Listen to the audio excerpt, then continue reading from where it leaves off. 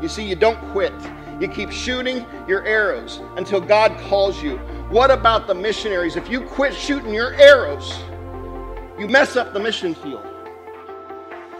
Remain faithful to the marching orders. We can't stop until God is finished. We must continue shooting and shooting and shooting and shooting all of our arrows, all of our abilities, all that we have for the kingdom. We should die with not one arrow left. We should shoot them all. Your Bibles to 2 Kings chapter 13, verses 14 through 19. As you read through this text, you read through something maybe you've read through before but didn't quite pick up on. That's how it was when Rachel was actually in the car reading to me. As we were going down the highway on this furlough, and I had to reread it and then reread it, and then I wanted to study it, and then there's a book that was written on it, and it was an interesting text that caught my attention. Verse 14, 2 Kings chapter 13, verse 14. Elisha had become sick with the illness of which he would die. Then Joash, the king of Israel, came down to him and wept over his face. "O my father, the chariots of Israel and their horsemen." And Elisha said to him, "Take a bow and some arrows." So he took himself a bow and some arrows. Then he said to the king of Israel, "Put your hand on the bow." So he put his hand on it. And Elisha put his hands on the king's hands. And he said, "Open the east window." And he opened it. Then Elisha said, "Shoot." And he shot.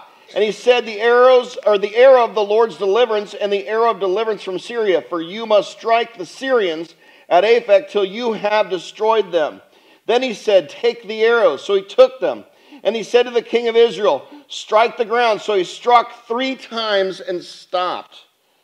Now the story was interesting up until that point, but then it just got kind of weird. You see, in verse 19, he'd done what he said, you think. As you're listening to the story, he'd obeyed. But in verse 19, the man of God was angry with him and said, "You should have struck 5 or 6 times. Then you would have struck Syria till you had destroyed it. But now you will strike Syria only 3 times. Joash seemed to lack full motivation as you read through the story. In essence, he didn't go all the way. So now he only gets 3 wins against the enemy. It really doesn't seem fair, but that's just how it was. But his commitment was only partial, like his blessings were going to be partial. And you'll see as we go through this text. Seems like no big deal, but it was actually a very huge deal. Joash only hitting the ground 3 times and then stopping. Let's just put it another way. He quit. Kind of a quitter. Maybe he thought it was beneath him or silly just to be shooting arrows out of a random window. This king wasn't committed to God. He wasn't committed in faith to go all the way and listen to God's mouthpiece, God's man, to do exactly what he's supposed to do. But as you read through a text like this in the Bible, you need to really evaluate and say, maybe we aren't either. We could be quitters just like him. Since he wasn't rooted in the gospel and rooted in what is kingdom building and the plan of God for his life, because throughout history, God has been in the mix of what we're doing. But since he wasn't rooted, he lost his impact. You see, if you quit on God, you quit on church, you quit on Christianity, you quit on missions, your life of significance is over. What does this mean for us, for missions? What does this story help us do? Well, as we look through stories like this in the Bible, we have to understand that they're true stories. They actually happened, and they're examples for us, and in this case, a lack of commitment. We should be, as Christians, committed to the very, very, very end. But how many times in ministry, I've been in ministry for over 25 years, how many times in ministry do I see people get saved, baptized, they're excited, they're just jazzed out of their mind about Jesus, and 6 months later, they've already settled into mediocrity. Or maybe they're not even in church anymore.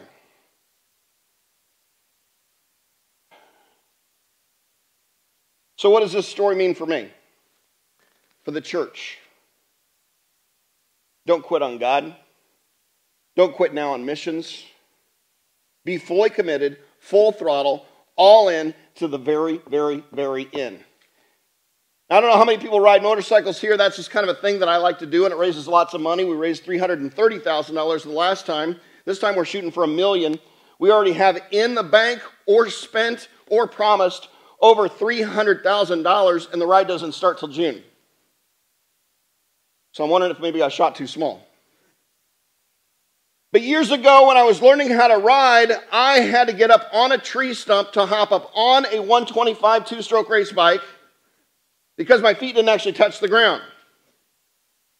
My uncle taught me one thing, and it's a saying that we use in motocross, and it is this: when in doubt, throttle out. If you don't know what to do, hit the throttle harder. So that's how I lived my life. We'd go climbing, and I'd top that hill. I'd swear I was 100 foot off the platform off the top of the hill because I was afraid if I didn't throttle out, I'd end up rolling back down the hill. Wouldn't it be nice if Christians lived that way? When in doubt, just hit the throttle and go harder for the King of Kings. Now, the church must remain committed. How can we remain committed and focused till the very, very end? By committing to the cause. Number one, believing in God. Now, if we can look at the screen here, believe in God, what does that mean? You see, when we went to Nicaragua, I was the imperialist. I was the Yankee. I learned real quick that they were not as excited about me being in Nicaragua as the supporting churches were to send me there. You see, during the Reagan years, we didn't exactly become popular. I didn't fully comprehend that until I started hearing the words like imperialist and Yankee a lot. But we believed in God's power, and this isn't our church. That's just a picture of our full-time staff amongst all of the churches in Nicaragua. And then they believed in God, and they built churches, and now there's 16 churches. And then we developed Avance Sports International, and now it's the largest sports ministry in the entire region of Central America. So we're not just in Nicaragua, we're in Panama, we're in Costa Rica, we're in Cuba. This year we go into Honduras. In 2 weeks, I'll be in Belize launching Avance Sports and a Spanish church in Belize. I'm being flown into Ohio, of all places, because they like it so much they want to implement it in Ohio. A church in Tennessee has asked for the manual on how to do it, and they want to launch it here in America. Why? Because we just simply believed in God's power. You see, years ago, I was handed that little Prayer of Jabez book.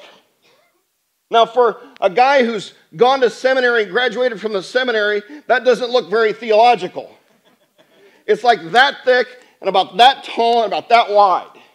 But I read that book in the year 2001, the Prayer of Jabez, and a list of names.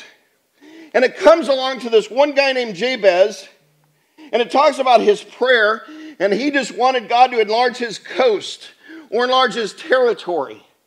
And so in 2001, before we even made it to Nicaragua, I started praying that prayer: Lord, enlarge my impact, enlarge my territory, enlarge my coast. Do whatever you're going to do in my life and make it so huge that it's obvious to everybody that I couldn't have done it and that my wife couldn't have done it. You see, in September of this year, we had the International Baptist Bible Fellowship meeting. The Baptist Bible Fellowship voted, and with unanimous decision, I'm now with Familia Avance, the Baptist Bible Fellowship, and the director to all of Latin America. So our mission field went from Nicaragua to all of Latin America overnight. 6 million people to 700 million people. And we're already in multiple countries. You see, it's not because of me, it's because God actually listens to our prayers. And if we believe in God's power, things will happen even when you're the imperialist dog Yankee going into a communist country.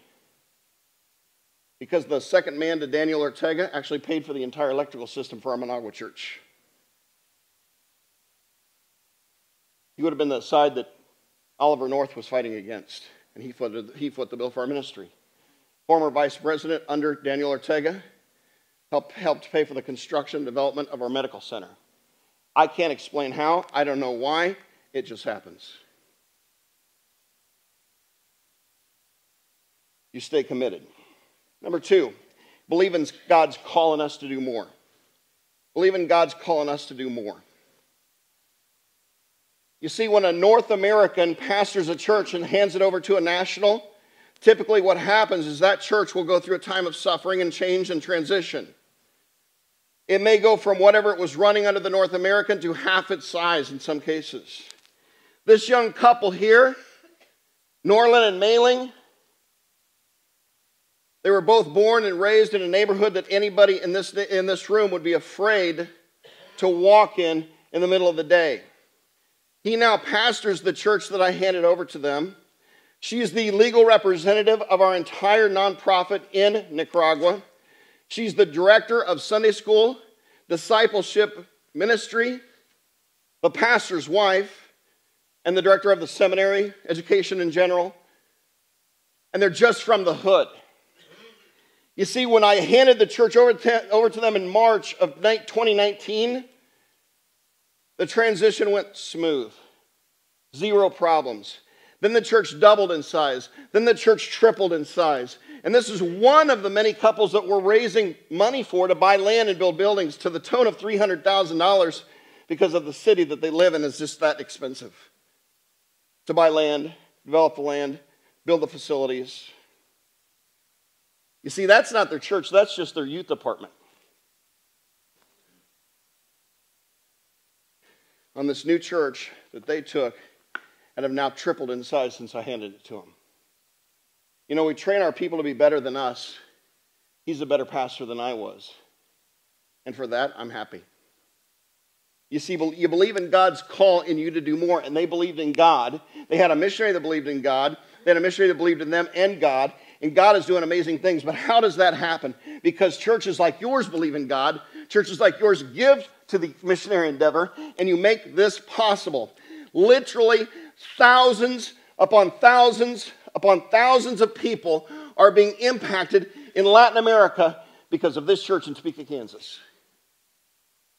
You see, in this text, verse 14, Elisha had become sick with the illness of which he would die. Then Joash, the king of Israel, came down to him and wept over his face. Let me explain to you. Joash wasn't weeping the coming loss of Elisha. He was weeping the coming loss of his lucky rabbit foot. You see, he was losing the one connected to the power. Joash wasn't crying over this man. He was crying over the loss of his protector. Now let me ask you this. How did people see Elisha's relationship to God? And how did people see Joash's relationship to God? There wasn't one. Now how does the world see our relationship to God? How do you see your relationship to God? The reason I ask that is because if you're going to believe in God's power and you're going to believe in God's call in your life, you have to be decisive. You have to say, no matter what every other church does, no matter what everybody in our church does, I'm going to be connected to the King of Kings, the Lord of Lords, and I'm not going to throw in the towel. I'm going to keep shooting arrows and shooting arrows and shooting arrows, not like Joash, just a few. No, I'm going to shoot every stinking arrow I have until the day I die.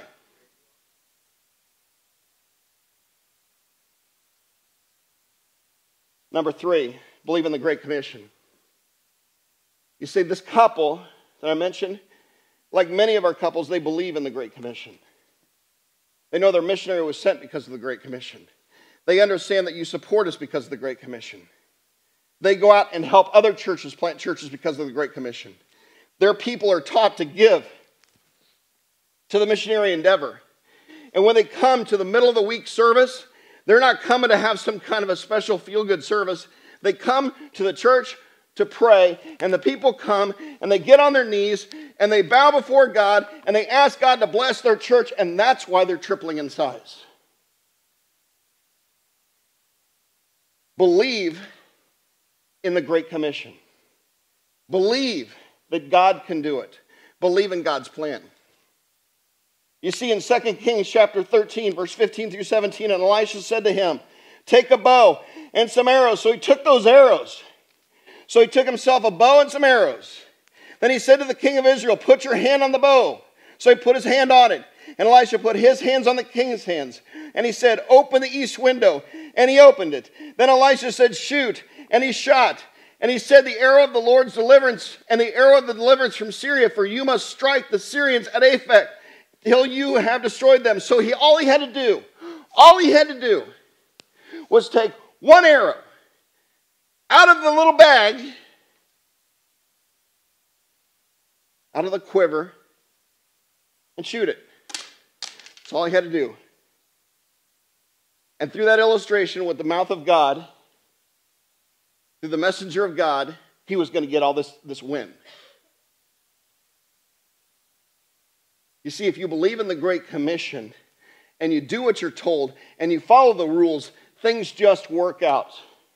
Now, a side note on that, be very, very careful, new Christians. Like I said, I've been doing this for over 25 years. You quit following God. You quit on God. You get mad at the church, you get mad at somebody in the church, you get pouty, or you just become mediocre, and you leave, and you don't continue, things don't work out. I've watched it time and time again where Christians walk away from God's plan in their life, and guess what? They become absolute failures, and their families fall apart.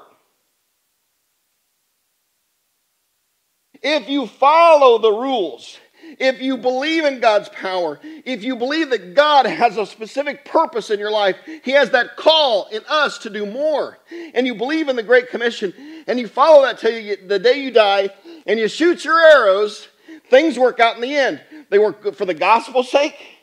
They work for the church's sake. They work for the advancement of the gospel. Everything just pans out because it's God's plan. Number 4.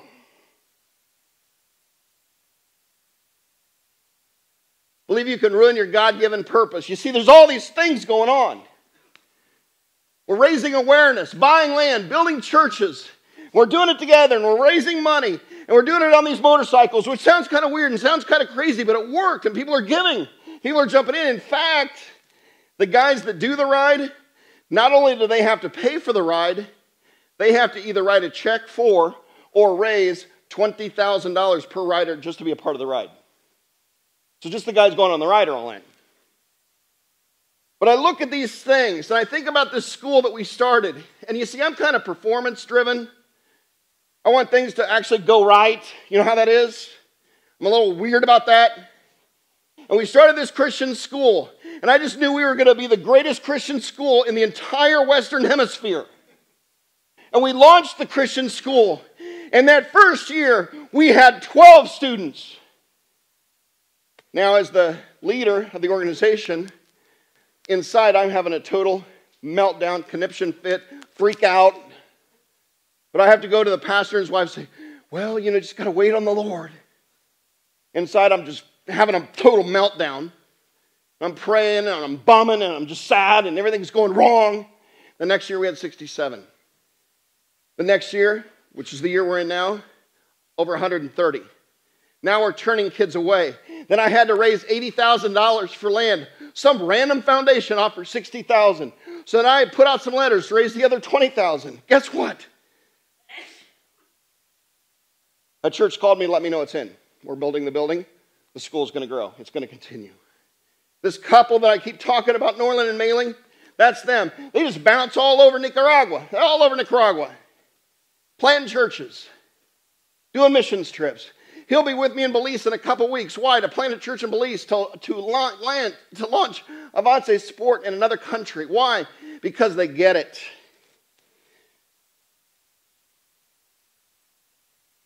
Now understand this. You can do all these things for a while, but if you put it on pause and you slow it down and you quit being excited about the King, you quit being excited about God, and you quit being excited about what He's doing, and you sink into the one thing, the word that I try to communicate to our people in Nicaragua, you slip into mediocrity. Understand this, and I want you to believe it. You can ruin your God-given purpose just out of mediocrity. You don't even have to sin big. Just be mediocre. Just be lukewarm. You see here in chapter 2 Kings 13, verse 18 and 19, this is when things get weird. As Rachel's reading this text to me as we're going down the road, then he said, take the arrows. So he took them. And he said to the king of Israel, strike the ground. So he struck 3 times and stopped.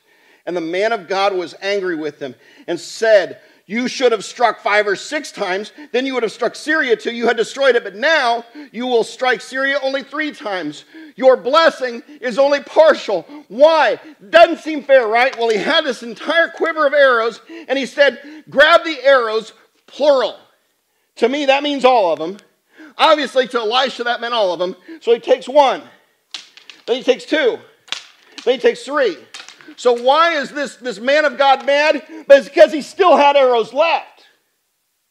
Now, how many Christians today in our world are doing things only halfway?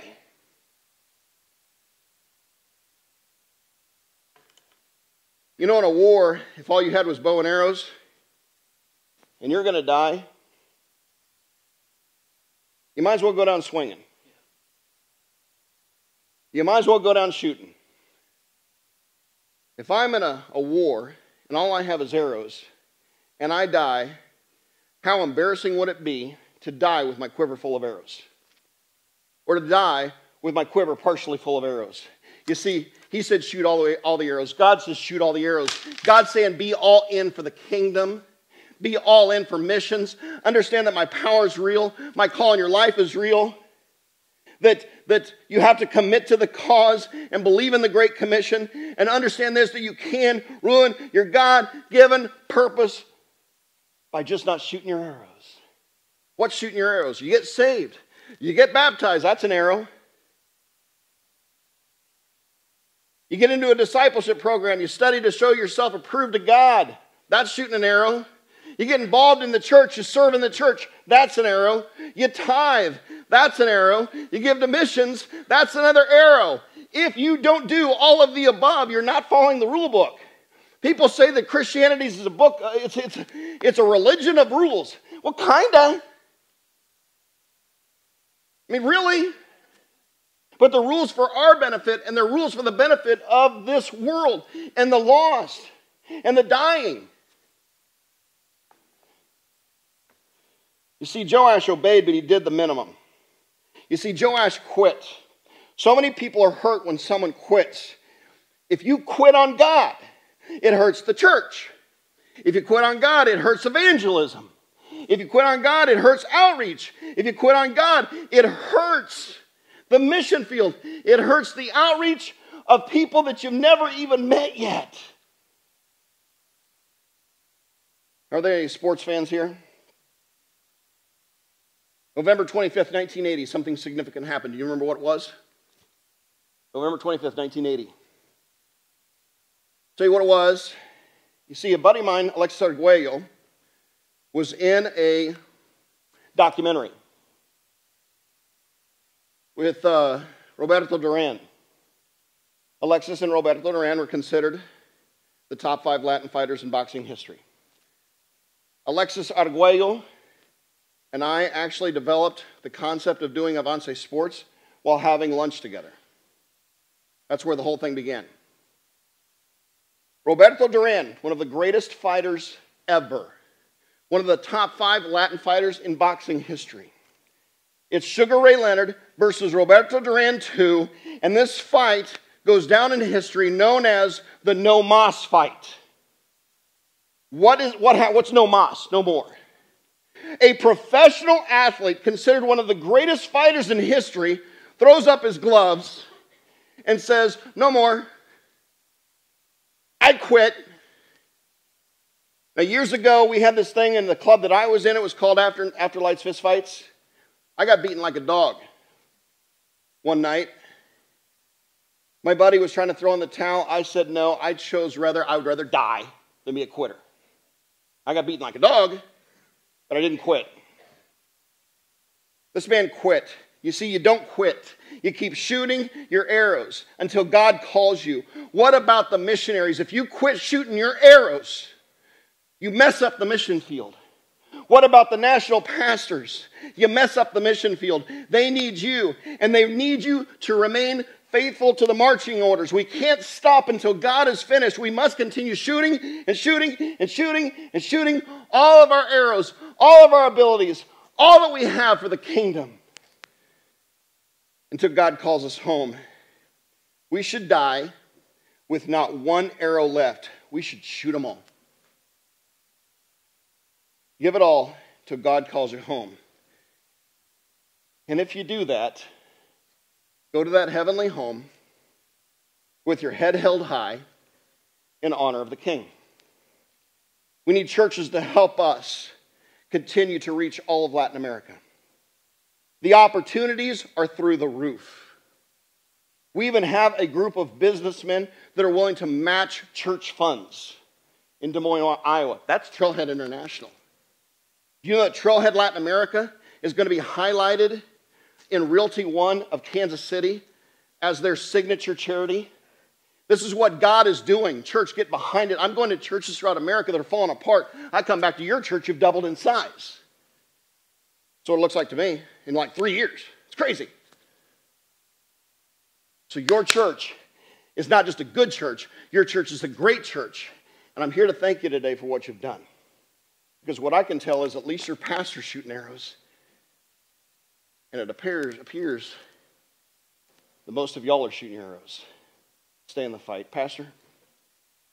Well, I was challenged today, weren't you, to be committed. It's so, I'm moving into middle age, or I'm squarely in it. Right? And thank you. I'm in it. Thank you for affirming me. And the easiest thing to do, the thing that I fight the most is just to kind of chill. And I don't want to finish that way. I was re-challenged again to go hard till the end. So I just want to keep preaching, keep pastoring, keep pushing ahead until God calls me home. And I pray that maybe you were challenged the same way today. Maybe in the last few years you've kind of slacked off. Maybe God spoke to you today. So let's go to him in prayer. And with our heads bowed, maybe Mark, play a little bit. How did God speak to you today?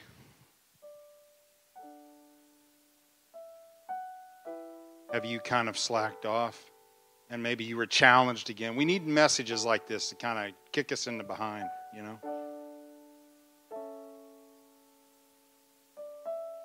Let's not let the devil win. Let's not let the world win. Let's keep pushing ahead.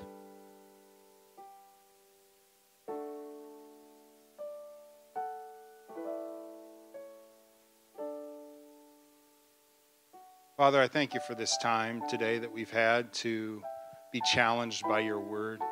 Thank you for Brian's passion for the gospel and for reaching the world with the gospel. Lord, I'd just like a little bit of that in my life. Just to reach Topeka. Father, forgive me for my selfishness, maybe thinking about my life and my future and not the bigger picture, not that we still live in a city that has a lot of people that don't know Jesus and need to hear the gospel. So, Lord, thank you for Brian challenging us today and challenging me. Thank you for the work that it did in my heart. So help me not to get mediocre in my life. Help me not to settle. Help me to push on and on until I see you in heaven. So thank you, Lord, for today. Bless us as we leave. May you bring us back to your house next week or tonight. And may we be excited to hear from you. We pray this in Jesus' name. Amen.